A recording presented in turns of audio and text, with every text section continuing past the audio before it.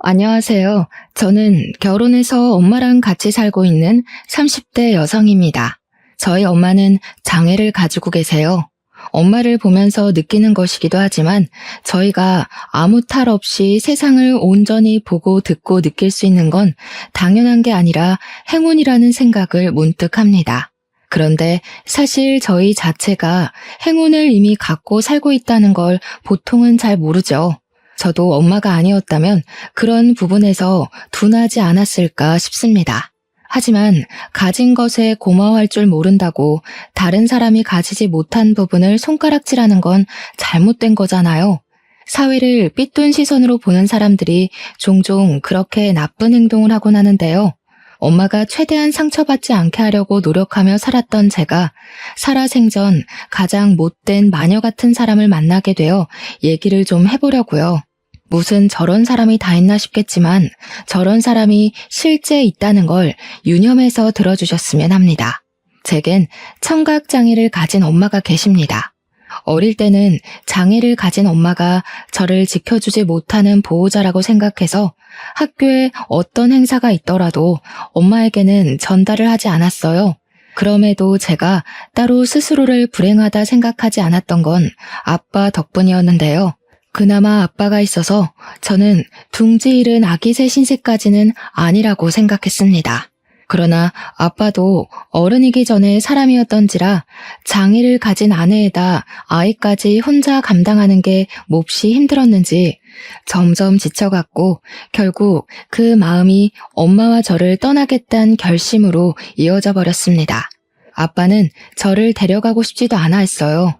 대신 양육비를 두둑하게 챙겨줄 테니 엄마가 일하는 건 없도록 해주셨죠.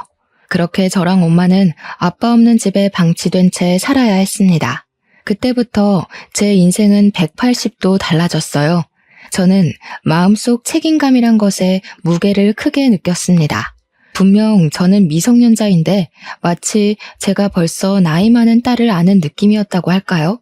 당연히 아빠도 못 해내던 걸 어린 제가 감당하기엔 지칠 수밖에 없었습니다. 엄마는 전화부터 뉴스에 택배에 가스 점검 등등 모든 생활이 저 없이 해내기 어려웠고 저는 엄마가 부를 때마다 달려가서 엄마의 불편함을 해소시켜 주어야 했어요. 너무 힘들었습니다. 엄마를 혼자 둘 수 없어서 친구도 사귀지 못했고 어디 잠시도 한눈을 팔 수 없어서 무조건 집으로 귀가를 해야 했어요. 그러나 힘들다고 엄마를 버릴 순 없었습니다. 다른 집 애들은 부모님이 챙겨준다는데 저는 오히려 제가 엄마를 챙겨야 해서 서러웠지만 엄마를 포기할 수 없었어요. 가족이고 엄마잖아요. 엄마는 저를 자식이라서 당연히 끼고 있어야 된다고 말해주시는데 저도 엄마가 하나밖에 없는 부모니까 포기하기 싫었거든요. 저랑 엄마는 아빠처럼 나약한 마음이 아니기 때문에 아무리 힘들어도 둘이 똘똘 뭉쳐있고 싶었어요. 그런 애틋한 마음 때문인지 저희는 힘들어도 단 한 번도 서로에게 상처 주는 말을 해본 적이 없었습니다.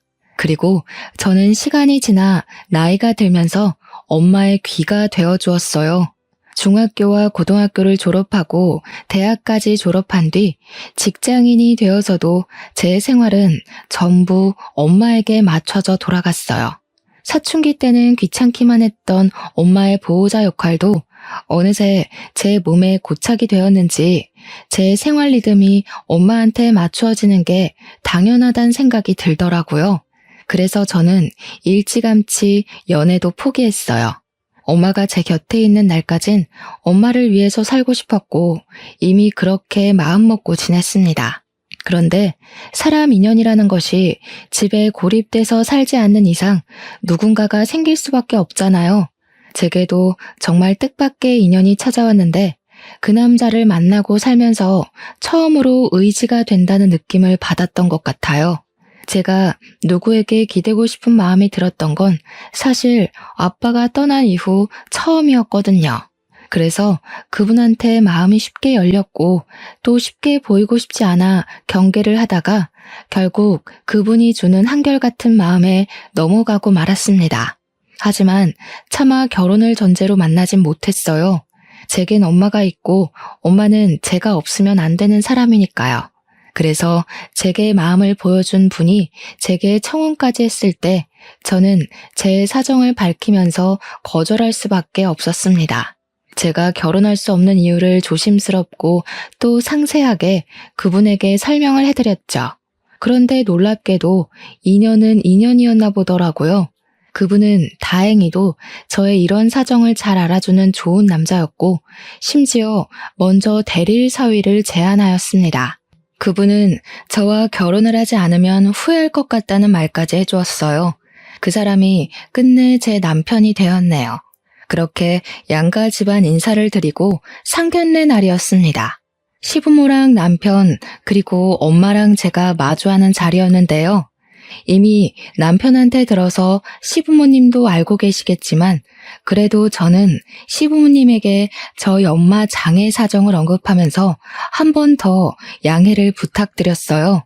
상견례는 제가 걱정하고 긴장했던 것과 달리 무탈하게 끝이 났습니다.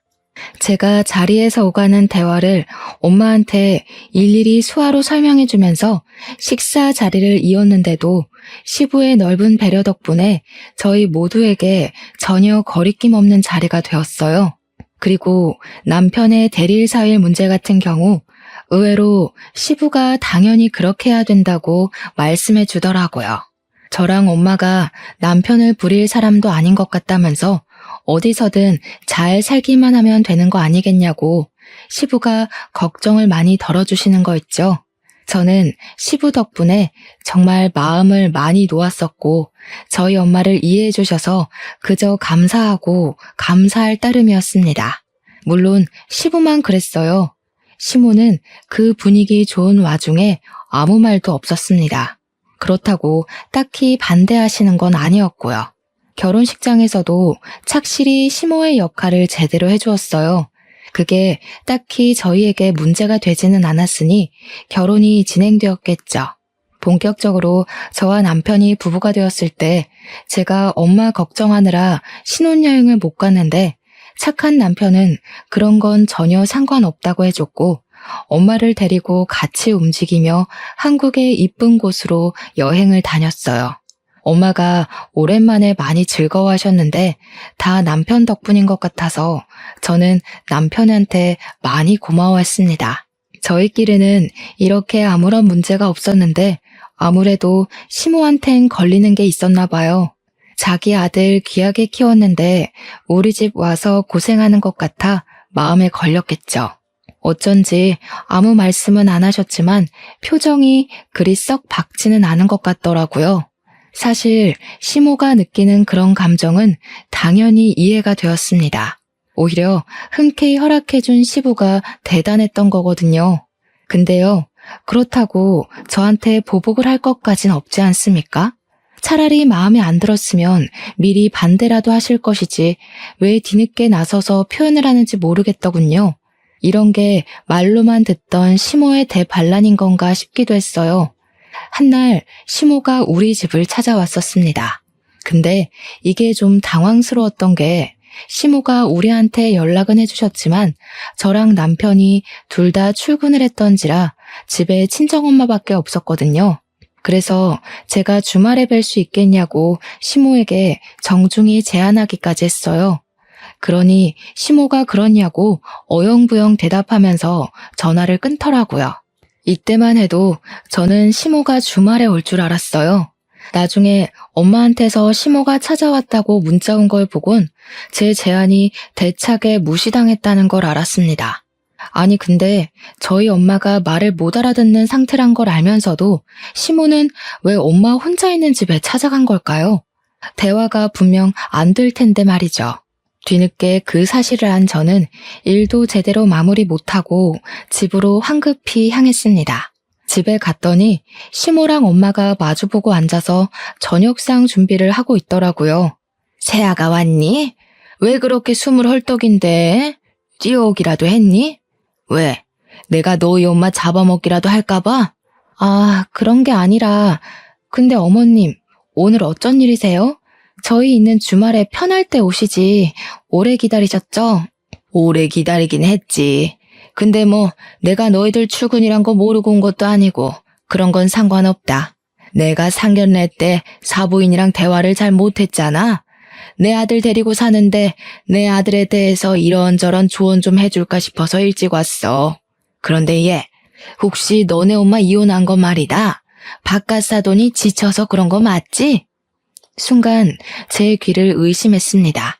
하지만 시모 표정이 정말 궁금해서 제 답을 기다리고 있는 얼굴이더라고요. 시모 입장에선 말실수가 아니었단 소리죠. 시모는 엄마가 못 듣는다는 이유로 거침없이 제게 질문을 했는데 사실 이건 엄마가 못 듣고 말고를 떠나 저한테도 예의가 없는 질문 아닌가요? 진심으로 얘기를 하는 건가 싶어서 좀 당황하고 있는데 뒤이은 말이 더 황당했습니다. 네 엄마 자존심 좀 있더라. 자기가 미안해서 바깥 사돈을 놔줬다고 하는데 내가 보기엔 바깥 사돈이 좀 많이 힘들었을 것 같거든. 내가 여기 몇 시간 있어봐서 알잖니. 잠깐 있어도 답답해 죽겠던데 한 이불 덮고 살던 양반은 얼마나 속이 터졌겠어. 안 그렇니? 그 말이 그냥 생각 없이 하신 말이라고 할지라도 제 입장에서는 무척 기분이 나빴습니다.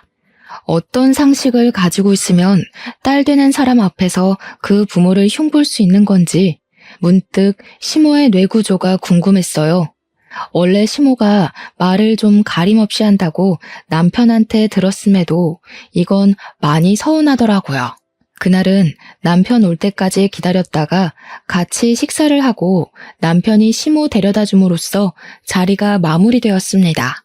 시모가 가자마자 저는 엄마 방에 들어가서 엄마한테 시모랑 둘이서 무슨 얘기했냐고 물었어요. 그러니 엄마는 그저 시모랑 귀 얘기 좀 하고 아빠 얘기 좀 하고 그랬다고 종이에 적으면서 했다면서 저한테 그 수첩을 보여주었습니다. 수첩을 확인한 저는 더욱 기가 막혔어요. 시모가 엄마한테 물어도 꼭 사람 기분 나쁠지도 모르는 어투로 물어봤더라고요. 막 언제부터 귀가 먹었냐라든지 그동안 병원비 많이 들었을 텐데 무슨 돈으로 했냐라든지 이혼하고 재산 얼마나 넘어왔는지 등등 말이죠. 아니, 그런데 다른 것도 기분 나쁜 건 매한가지지만 대체 시모가 우리 엄마 재산은 왜 궁금하답니까? 착한 우리 엄마는 시모 말에 기분 나쁜 티 전혀 안 내고 그걸 또 고스란히 말해줬더군요. 엄마한테는 이혼 시 아빠가 과하게 챙겨줬던 재산 분할과 양육비의 일부가 남아있는 상황이었어요. 아빠는 저희를 버리고 이혼을 택한 게 미안했는지 집도 엄마 명의로 돌려놓고 몸만 나갔습니다. 그래서 저랑 엄마는 둘이 살면서도 그다지 가난에 허덕이면서 살진 않았어요. 심리적으로 책임감과 부담감 때문에 버거워서 그렇지. 근데 엄마가 시모한테 집이 자기 명의라고도 했더라고요. 엄마는 아마 시모가 먼저 다가와주는 덕에 고마워서 또는 제 생각해서 분란 나지 않도록 그저 묻는 말에 답을 해준 것 같은데 제 입장에선 엄마의 그런 착한 마음을 알고 시모가 노린 것 같다는 직감도 들었습니다. 생각할수록 너무 기가 막히더라고요. 이건 남편한테 알려야 되겠다고 다짐했습니다. 그래서 남편이 퇴근하고 바로 남편에게 오후에 있었던 일을 말해줬어요. 장모님 기분 상하셨겠다. 미안해. 엄마가 또 사고를 쳤네. 내가 엄마 주의시켜 놓을게. 원래 그런 사람인데 주의시킨다고 조심하겠어? 솔직히 엄마도 엄마지만 나도 진짜 기분이 나빠. 다른 사람들도 우리 엄마 청각장애라고 욕 안 해. 그런데 왜 같은 식구라면서 엄마한테 더 상처되게 하냐고. 남편은 진심으로 제게 미안해했습니다. 나중에 자기 전에 우리 엄마 방에 가서 따로 미안하다고 사과를 하는 것도 같았어요. 사실 남편이 미안해할 일이 아닌데 저도 모르게 예민해져서 남편을 시모 대신 화풀이 상대로 삼았나 봐요. 그래도 그때마다 남편이 제 분풀이를 귀찮아하지 않고 저를 달래주어서 제가 더 큰 불씨를 지피지 않을 수 있었습니다. 그러나 남편이 시모가 싼 똥을 열심히 뒷수습해주면 뭐합니까? 시모가 계속 남편 앞에서 똥을 질질 싸면서 걷고 있는 걸요. 시댁에 제사가 있는 날이었어요. 시모를 도와서 열심히 음식 준비하고 정리정돈을 마친 뒤 제사 시간까지 시간이 좀 남아서 잠깐 여유 시간을 가지는 중이었는데요. 시모가 저더러 잠깐 자기 옆에 와서 앉아보라고 부르더라고요. 남편이랑 시부는 잠깐 담배 피우러 나갔을 때였습니다. 너희들 혹시 임신할 생각이 있는 거니? 벌써 임신 준비를 들어가진 않았을 거 아니야. 아직은 아기 생각 없긴 해요. 아마 저도 남편도 다 경제적으로 더 돈이 모이면 준비해볼까 싶어서요. 왜 그러세요? 그냥 임신하지 마라. 집안에 장애가 있으면 애한테 유전될 확률이 많은 것 같더라. 내가 좀 알아봤거든. 장애는 한 세대에 안 나타나면 그 다음 세대가 정말 유력하다네. 시모는 지금 저한테 무슨 소리를 하는 걸까요? 자기가 상대방에게 어떤 의사를 전하고 있는지 알고 하는 소리일까요? 모른다면 그건 정말 개념이 없는 거고, 알고 했다면 그냥 버릇이 없는 수준의 발언들 아닙니까?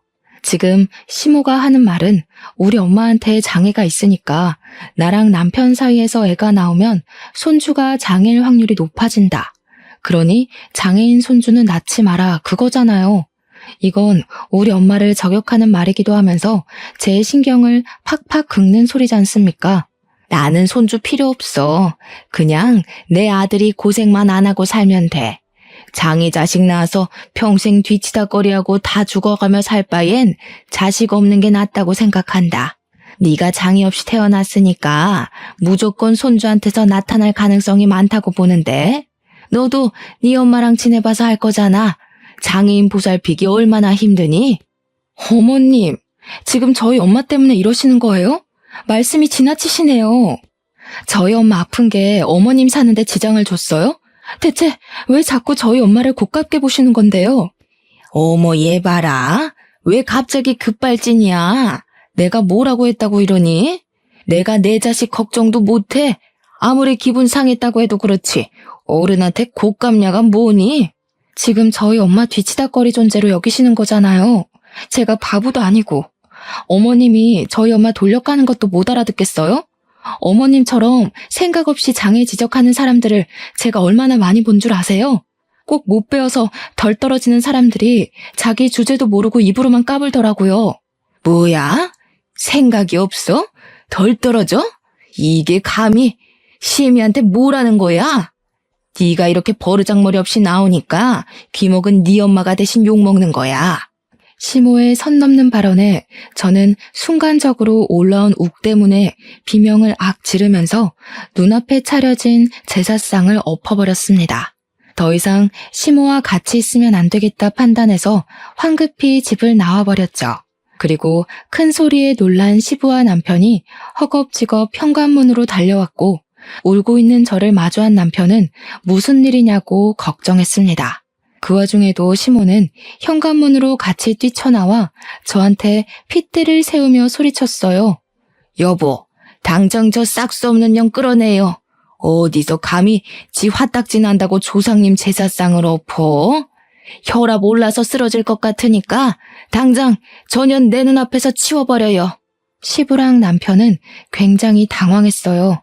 거기서 저만 시모에게 쌍심지를 켜며 노려봤습니다. 저는 남편도 남편이지만 제사상을 엎어버린 것이 시부한테는 죄송해서 고개만 숙인 뒤 남편에게 차 키를 받았어요. 그리곤 차에 올라타 엉엉 소리내서 울어버렸죠. 그 뒤로 남편이 잠시 뒤 제 차에 따라서 올라탔는데 제가 울음이 진정될 때까지 달래주다가 조심스레 얘기를 꺼내더라고요. 엄마가 하는 말 나 안 믿어. 그래서 당신한테 물어보고 싶거든.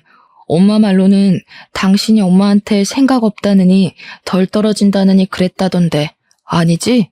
내가 당신 엄마라서 이렇게까진 말 안 하려고 했는데 어머님은 여태까지 내가 만난 사람 중에 제일 쓰레기야. 당신이 이런 말하는 나한테 실망한다고 해도 어쩔 수 없어. 어머님이 우리 엄마를 평균 취급하는데 내가 거기서 어떻게 맨정신으로 있을 수 있겠어?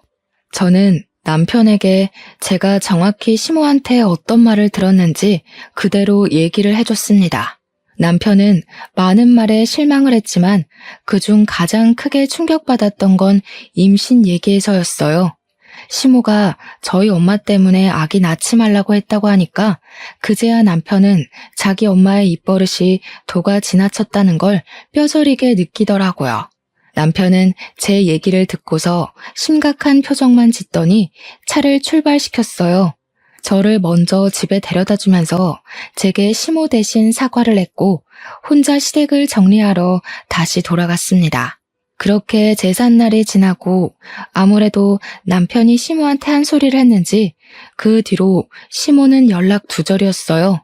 그래도 제가 젊은 사람이고 또 며느리로서 먼저 손 내밀려고 시도를 했지만 끝까지 연락이 닿질 않아서 그러지도 못했습니다. 꼭 삐진 것 같았어요. 하지만 그렇다고 앞으로 평생 안 보고 살 수도 없는 노릇 아닙니까? 생판 남이면 몰라.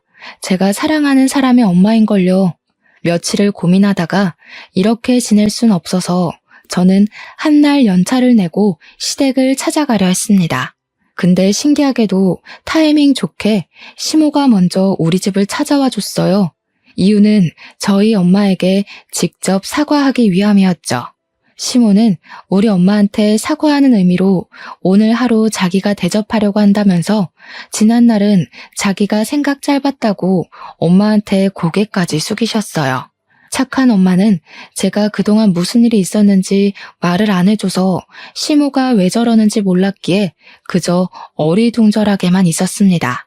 저는 시모에게 당연히 감정이 남아있었지만 그래도 안 보고 살 수 없는 식구이기 때문에 시모의 사과를 받아주었어요. 저 또한 시모에게 지난날의 실언들을 사과했고요. 그런데 이날의 사과가 누구는 진심이었고 누구는 용심이었단 걸 전혀 알지 못했습니다. 제가 아직 세상을 잘 몰랐던 탓이었겠네요. 세아가, 사부인이랑 둘이 데이트 좀 할까 하는데 괜찮겠니? 내가 사부인 좋아할 만한 데이트 코스를 쫙 짜놨거든. 네? 두 분이서요? 그건 위험해요. 어머님 아직 저희 엄마에 대해 잘 모르시잖아요. 어차피 저 오늘 연차 내서 할 일 없거든요. 제가 같이 다니면서 엄마 챙길게요. 지난번에도 둘이 잘 있었는데 뭘 또 그러니? 사부인도 언제까지 딸만 옆에 끼고 다닐 거야. 어른으로서 친구도 사귀어야지. 너 이렇게 엄마 보호하는 거 자칫 엄마 답답하게 만드는 걸 수도 있어. 실제 시모랑 우리 엄마는 동갑입니다. 그걸 알아서 저도 결혼 초에는 시모와 엄마가 좋은 가족이자 친구가 되었으면 좋겠다고 개인적으로 바랬었거든요. 그래서 시모 말에 흔들렸나 봐요. 듣다 보니 시모 말도 일리가 있더라고요. 다만 걱정이 되는 건 제가 살면서 엄마 혼자 외출을 시켜본 적이 없다는 거였어요. 하지만 시모가 모처럼 우리 엄마한테 사과하려고 시간과 용기를 내줬는데 이걸 어떻게 거절하겠습니까? 거절을 해버린다면 안 그래도 아슬아슬한 관계가 더 멀어지겠죠. 저는 할 수 없이 엄마를 외출 준비시켰습니다. 그리고 엄마한테 휴대폰을 꼭 쥐어주면서 무슨 일 생기면 바로 1번을 꾹 누르라고 당부했죠. 휴대폰을 목에 건 엄마는 옷 따뜻하게 챙겨 입고 지갑까지 들고서 그렇게 시모랑 단둘이 집을 나섰어요. 그 모습을 지켜보는데 너무 불안했지만 그래도 엄마가 친구랑 외출하는 것에 살짝 들떠 있어서 한편으로는 시모 말대로 제가 너무 제 품에만 가둬놓던 것 같아 미안하기도 했네요. 그리고 그렇게 나간 엄마한테서 첫 연락이 왔는데요.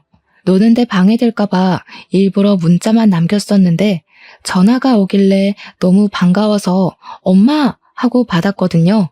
근데 충격적이게도 수화기 넘어 들리는 소리는 엄마가 아니었습니다. 병원 응급실이라며 전화를 준 간호사는 우리 엄마가 경미한 사고를 당했다고 침착하게 일러주었어요. 저랑 지내면서 한 번도 응급 상황이 왔던 적이 없던 엄마 소식에 너무 놀란 저는 요금이 무려 5만 원이나 나오는 거리까지 택시를 타고 병원을 향했습니다. 급하게 뛰어들어간 응급실에는 엄마가 다리를 깁스를 한 채 혼자 침상에 앉아 있었어요. 저희 엄마가 체격이 좀 작으시거든요. 엄마 다리에 깁스가 유독 더 커 보이더라고요. 혹시 다른 데 다친 곳은 없는지 간호사를 붙잡고 먼저 물었던 저는 간호사로부터 괜찮다는 확답을 받고 나서야 조금 마음을 놓을 수 있었는데요. 그러고는 엄마한테 대체 이게 어떻게 된 거냐고 물었습니다.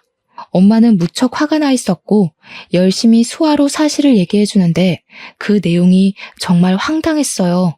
엄마가 하는 말은 사부인이 하루 종일 자신을 모욕했다고 하면서 귀가 안 들리는 사람에게 뮤지컬을 데려가질 않나, 자기 아는 라이브 카페 집에 데려가 자기만의 노래 감상평을 늘어놓질 않나, 식사 때는 갑자기 사부인 친구들이 합석하더니 자기들끼리 뭐라 떠들기만 하질 않나.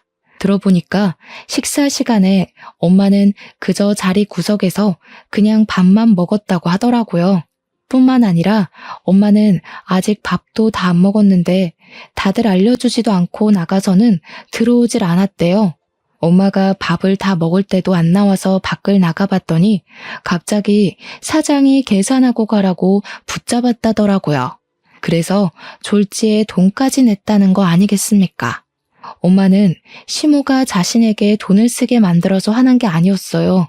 시모가 심술궂은 마음으로 자신을 놀리기 위해 하는 행동이 너무 고스란히 느껴져서 성질난 거였어요.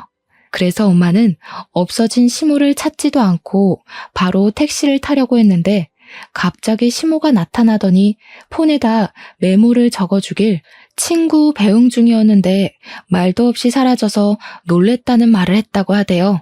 엄마는 기가 막혀서 그냥 시모 집에 가겠다고 의사를 표시했고 다시 택시를 잡으러 가려고 했답니다.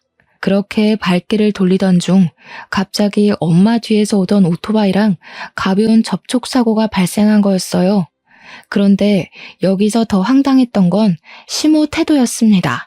엄마랑 오토바이랑 부딪히면서 넘어지는데 그새 시모가 벌써 저만치 떨어져 있었다고 하더라고요. 시모는 오토바이가 오는 줄 알면서도 엄마에게 기미를 주지 않았고 엄마 혼자 다치도록 내버려 둔 것이었습니다. 어떻게 사람이 이런 짓을 눈 하나 깜짝 안 하고 할 수가 있는 걸까요? 무서울 정도로 제정신 아닌 것 같은 시모를 저는 더 이상 봐줄 수 없었어요. 저는 그동안 시모에게 손을 내밀려고 했고 저희 엄마에게 하는 사과를 눈 딱 감고 받아줬어요.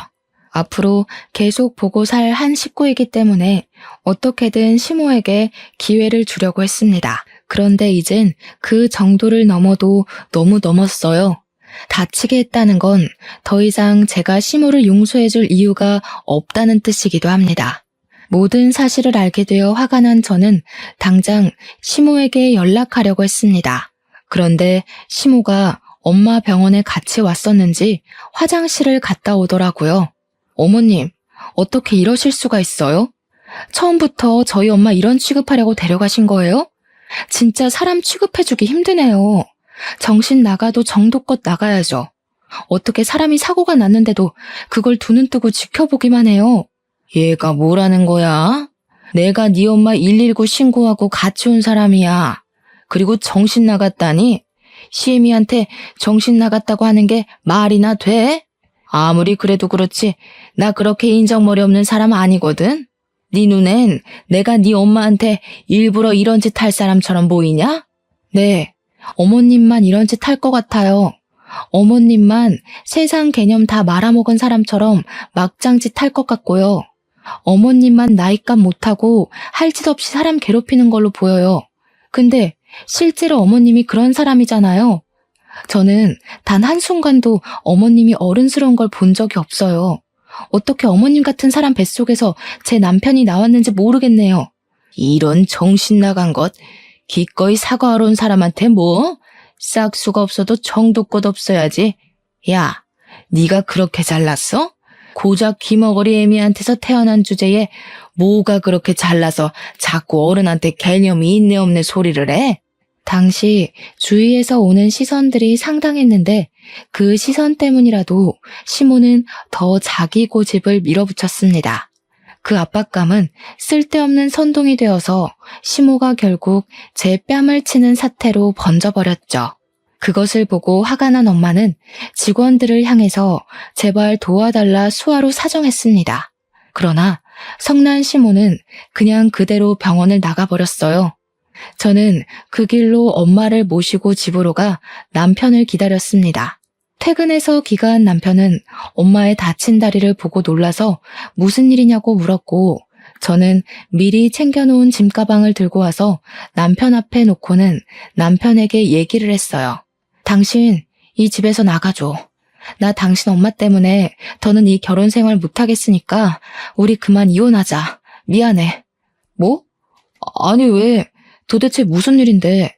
설마 우리 엄마가 장모님 이렇게 만든 거야? 장모님 다친 게 우리 엄마 때문이었어? 우리 엄마가 마음을 다치는 것도 이렇게 몸을 다치는 것도 다 당신 엄마 때문이야. 그동안은 당신 생각해서 어떻게든 포용해보려고 했거든?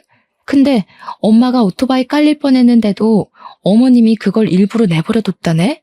이것도 내가 눈 감고 넘어가줘야 되는 거야? 여보, 미안해. 내가 분명 단단히 경고했는데도 엄마가 그랬다면 당신이 충분히 이래야 하는 거 맞아. 그런데 이혼은 안 돼. 나한테는 당신이 전부야. 제발 이혼하자고는 하지 마. 내가 다른 방법 찾아볼게. 어? 남편은 제 앞에 무릎을 꿇으면서 발목을 붙들었습니다. 잘 울지 않는 남편이 제발 이혼 얘기는 하지 말라 그렇게 애원을 하는데 문득 우리가 왜 시모 때문에 좋았던 관계까지 끊어내야 하는지 모르겠는 거 있죠. 그 와중에 엄마는 시모 대신 용서를 애걸하는 사위가 안쓰러웠는지 사위 앞에 앉아서 손을 꼭 잡아주었어요. 엄마는 미안할 게 없는데도 사위에게 미안하다 얘기를 해주고 있더군요. 시모만 아니면 아무 문제 없었을 집안인데 생각할수록 시모의 존재가 원망스러웠습니다. 남편도 시부도 좋은 사람인데 왜 시모만이 그렇게 삐딱선을 타고 있을까요? 이걸 아들 사랑으로 봐도 되는 걸까요? 보통 엄마가 아들을 사랑하면 이런 식으로도 표현할 수 있는 겁니까? 일단은 남편이 너무 사정을 해서 집에서 내보낼 순 없었습니다. 근데 남편이 한날 시댁에 가서 한바탕 뒤집어 엎은 것 같더라고요.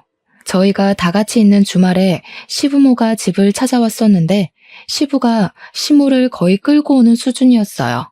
보아하니 엄마한테 사과하러 온 것 같았습니다. 하지만 저는 이미 마음의 문이 정말 닫혔고 더 이상 시모의 사과가 필요 없었어요.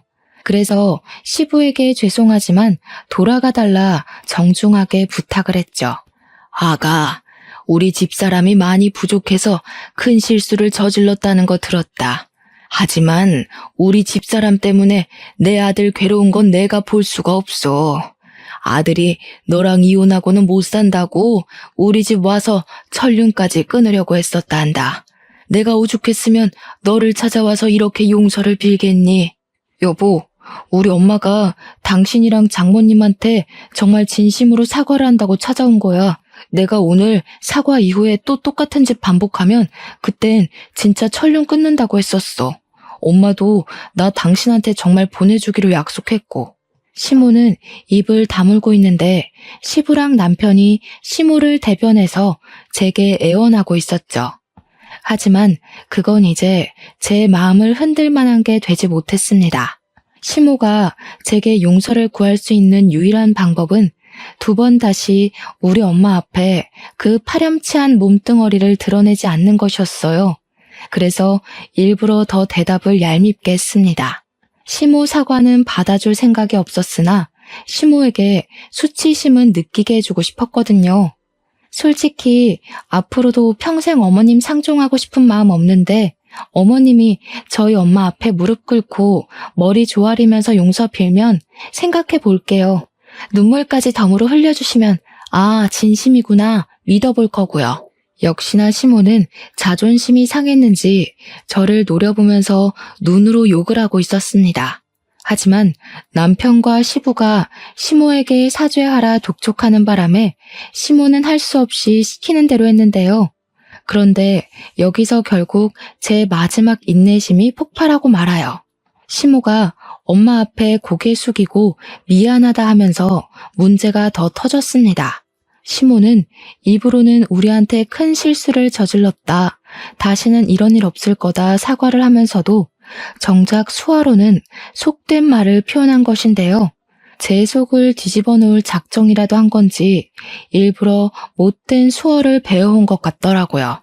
시부랑 남편은 수화를 잘 모르니까 시모가 손가락을 움직이는 것을 가만히 지켜보기만 했으나 그걸 알아본 저는 더 이상 참을 수 없어 자리에서 일어났고 앉아있던 곳에 쿠션을 들고는 시모의 귀싸대기를 날렸습니다. 가죽 쿠션이 시모의 고막을 제대로 강타하자 시모가 놀라서 악소리를 지르며 귀를 틀어막았어요. 사람 죽이려고 작정했냐고 표정을 확 돌변시키면서 쌍욕을 퍼붓기 시작했습니다. 그러거나 말거나 저는 반 돌아버려선 시모를 정신 나간 듯이 두들겨 팼어요. 남편이 저를 말리고 시부가 대체 무슨 일이냐고 물으며 아수라장이 된 사이 우리 엄마는 방으로 뛰어들어갔습니다. 아줌마는 사람도 아니야. 내가 죽었다 다시 깨어나지 않는 이상 아줌마 같은 파렴치한 년을 어머님으로 모실 일은 없을 거야. 그쪽은 평생 불구 없이 살 것 같아? 아줌마가 우리 엄마한테 무슨 실수 저질렀는지 느껴보고 싶어? 저는 남편을 뿌리치고 맨손으로 시모 귀를 잡아당겼고 정말 떼어버릴 작정으로 힘을 주었습니다. 시모는 저한테 이리저리 휘둘리면서 사람 죽는다고 소리를 질렀는데요. 그때 엄마가 손에 수첩을 들고 방에서 다시 튀어나왔고 시부에게 그 수첩을 쥐어준 뒤 악을 쓰고 있는 저를 말렸습니다. 그러자 이번에는 시부가 성이 나서 제 손에 잡혀있는 시모의 멱살을 잡고 일으켰어요. 당신 나 몰래 무슨 짓을 하고 다녔던 거야? 정말 바람이라도 핀 거야? 왜 안사돈한테서 저런 소리가 나와? 저와 남편은 시부가 하는 소리를 이해하지 못하고 있었어요. 제가 잠깐 흥분을 삭히던 중 시부가 떨어뜨린 수첩을 남편이 주었고 남편은 그걸 보고서 깜짝 놀란 얼굴을 했습니다. 저도 그걸 뺏어서 얼른 확인했어요. 그 안에는 정말 가정이 박살날 만큼 놀랄 일이 적혀 있더군요. 엄마를 데리고 갔던 그 식당에서 시모가 친구들을 불렀다고 했는데 그 친구들이 개모임을 가장한 불륜 동호회라고 하는 거 아니겠습니까? 저희 엄마가 사람 말은 못 알아들어도 한 번씩 입모양은 좀 잘 보는데요. 시모 입모양을 자세히 주시했을 때 엄마는 시모가 자기를 모욕하고 있다는 것도 알았고 자기한테 모르는 아저씨를 붙여주자는 작당도 알아보았고 무엇보다 시모한테 좋아하는 아저씨가 있는지 그 남자와 사이가 어떻게 되어가냐고 얘기를 나누는 대화들도 알아보았다고 적혀 있었습니다. 저희 엄마는 모르는 걸 함부로 추측해서 거짓말할 사람도 아니고 남을 모독하기 위해서 없던 뻔뻔하게 말을 만들어내는 사람도 아니에요. 엄마는 정말로 시모가 그곳에서 친구들이랑 하는 얘기를 알아본 것입니다. 제가 엄마한테 다시 한번 수화로 물었을 때도 엄마는 100% 확신한다고 대답해 주었어요. 시부는 시모가 그동안 제게 나쁜 짓을 해도 최대한 시모를 가르쳐서 상황을 바로잡으려고 했었습니다. 그런데 이번 불륜건은 타격을 좀 크게 받은 것 같았어요. 시모를 보는 시부의 눈이 혈안되어 있더라고요. 지금 누구 말을 믿는 거예요? 내가 당신 와이프야. 어떻게 귓구멍 막힌 여자 말을 믿을 수가 있어? 적어도 내 말은 들어보고 화를 내던가 해야지. 저 여자가 오해한 거라고요. 내가 정신 나갔다고 다 늙은 나이에 그런 창피한 짓을 저지르겠어요? 그것도 대낮에? 그럼 뭐야? 안 싸더니 거짓말이라도 한다는 거야? 안 싸더니 어디 그럴 사람이야? 거짓말은 당신이 잘하는 거잖아. 수십 년을 살았는데 내가 그런 것도 못 알아봤겠어? 오해라니까 그러네. 아들 앞에서 못하는 말이 없네요. 이 얘기는 집에 가서 합시다. 내가 정말 기가 차서 만약 저 여자가 오해한 거면 다들 나한테 무릎 꿇고 사과해야 될 거야. 오해. 시모가 그렇게 주장하는 것도 엄마는 알아보고서 급하게 수첩에다가 글을 썼어요. 오해 아니다. 이 아줌마야. 라고 작성한 수첩을 시모한테 보여줬는데 시모가 그 수첩을 빼서 던져버리더군요. 근데 중요한 건 그게 끝이 아니었다는 겁니다. 다들 그렇게 생각할까봐 엄마가 휴대폰에 그 식당에서 시무랑 시무 친구들이 나누는 대화를 녹취했더라고요. 어쩐지 엄마가 병원을 나설 때 눈 빠지게 휴대폰을 찾더니 다 이런 이유 때문이었나 봅니다. 결국 시부랑 남편 귀에 들어가게 된 확실한 증언은 더 이상 시무가 빠져나갈 쥐구멍을 없애버렸어요. 끝까지 뻔뻔하게 거짓말을 했던 시무에게 실망한 시부는 결국 귀싸대기를 날려버렸습니다. 그 상간남이 누구냐고 추궁했고 전 재산을 걸어서라도 찾아내서 소송을 할 거라고 했어요. 당연히 시모도 그 자리에서 이혼 통보를 받았고요. 시모는 뒤늦게 시부와 저희에게 용서를 구했지만 이미 다 까발려진 시모의 수치는 시부의 분노를 가라앉히긴 그른 것 같았습니다. 사실 시모는 오로지 시부가 벌어오는 벌이로만 생활하고 있었거든요. 만약 이대로 시부와 이혼을 하게 된다면 그 나이에 노역이든 뭐든 일을 구해야 했고 위자료 때문에 남은 생을 빚에 쫓기다가 살지도 모를 일이었어요. 자기 밥줄이 끊기게 생겼으니 그제야 진심이 흘러나오는가 봅니다. 시부가 성질이 나서 그대로 집을 나가버렸는데 시무가 다짜고짜 제 앞에 넙죽 엎드리면서 싹싹 빌기 시작하더라고요. 아가, 내가 정말 죽을 죄를 지었다. 제발 우리 남편한테 말 좀 해주라. 내가 진짜 우리 남편한테 부끄러운 짓은 일절 안 했어. 그냥 만나서 차 한잔하고 드라이브 몇 번 하고 그게 다였을 뿐이야. 나 우리 남편 없이는 못 산다.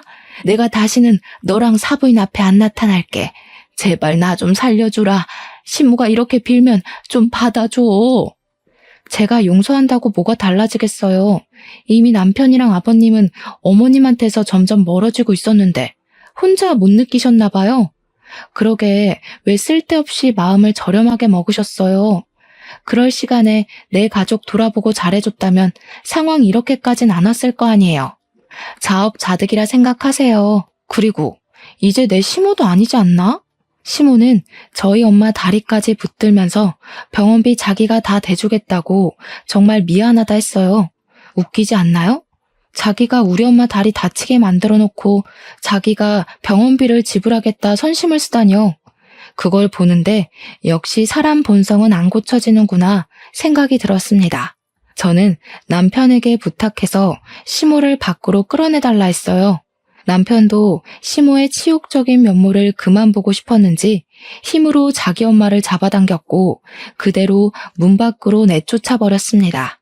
그리곤 자기 엄마를 집으로 보내주는 게 아니라 다시 저랑 엄마한테 돌아와서는 저희 감정 상태를 먼저 살펴봐 줬어요. 그런 남편을 보면서 정말 남편에게는 자기 엄마보다 내가 우선순위였다는 걸 문득 느꼈습니다. 그렇게 시부는 시모에게 이혼 소송을 이례 없이 진행하였고 상간남을 찾아내 상간남 소송까지 하셨어요. 시모는 그대로 시댁에서 쫓겨났다고 들었습니다. 소식만 들었지 직접 찾아가 보진 못했네요. 별로 아쉬운 사이도 아니라서 굳이 작별 인사할 필요성을 못 느꼈거든요. 시모가 쫓겨났다는 소식을 듣고 한 달이 지난 후 좀 공포스러웠던 경험이 한 번 있었는데요. 퇴근을 하고 귀가를 하는데 남편을 만나서 소고기를 사들고 집에 가는 중이었어요. 현관문 열려고 하던 시점에 갑자기 계단 쪽에서 부스럭 소리가 나더라고요. 너무 놀라서 남편 뒤에 숨었는데 계단에서 웬 거짓 차림을 한 아줌마가 앉아있는 거 아니겠어요? 아줌마가 일어나자 센서 등이 켜지면서 얼굴을 확인할 수 있었거든요. 그런데 세상에나 그 꾀지지한 아줌마가 한 달이나 얼굴 못 봤던 시모더라고요. 지금 생각해도 소름이 끼치네요. 시모는 아직도 갈 곳을 못 구했던 건지 길거리를 전전하고 있는 듯 했습니다. 저희한테 이제 그만 용서해달라고 벌 많이 받았다며 손을 내미는데 진짜 무서워서 남편 뒤에 숨으며 비명을 질렀거든요. 남편이 저를 먼저 들어가라고 집 안에 넣어주었고 저는 황급히 엄마한테 이 사실을 알렸습니다. 그러니 엄마는 남편이 걱정되었는지 혼자 들어오면 어쩌냐고 하대요. 그래서 저는 다시 용기 내서 현관문을 열어봤어요. 남편이 없어졌더라고요. 혹시 무슨 일이라도 생기는 거 아닌가 싶어서 집을 나서려고 했는데 남편이 손을 털면서 들어오고 있었습니다. 시모가 되지도 않는 용서를 또 빌고자 하길래 남편이 크게 호통쳐서 보내버렸다고 하네요. 그래도 자기 엄마인데 그렇게 매정하게 굴 수밖에 없는 남편의 속이 왠지 말이 아닐 것 같았어요. 남편한테 미안하다는 말도 했었지만 남편은 정말로 시모에 대한 정이 없는 건지 장모님에게만 효심을 다할 뿐이었습니다. 그래서 제가 이혼은 안 했어요. 이혼을 할 필요가 없었습니다. 남편이 있는 것보다 없는 게 나았다면 당연히 뒤도 안 돌아보고 갈라섰을 텐데 저에게 남편은 없으면 안 되는 존재였거든요. 저와 엄마는 남편과 시부 덕분에 무척 안전하고 더 이상은 상처 없이 잘 지내고 있습니다. 시모라는 잡초만 뽑아버렸을 뿐인데 그렇게 가정이 편안할 수가 없어요. 앞으로도 쭉 우리 엄마뿐만 아니라 우리 식구 모두가 아픔 받지 않고 행복하길 바랄 뿐입니다. 여러분도 가정에 늘 행운만이 가득하길 바래요. 제 사연은 이쯤에서 마무리하겠습니다. 들어주셔서 감사합니다.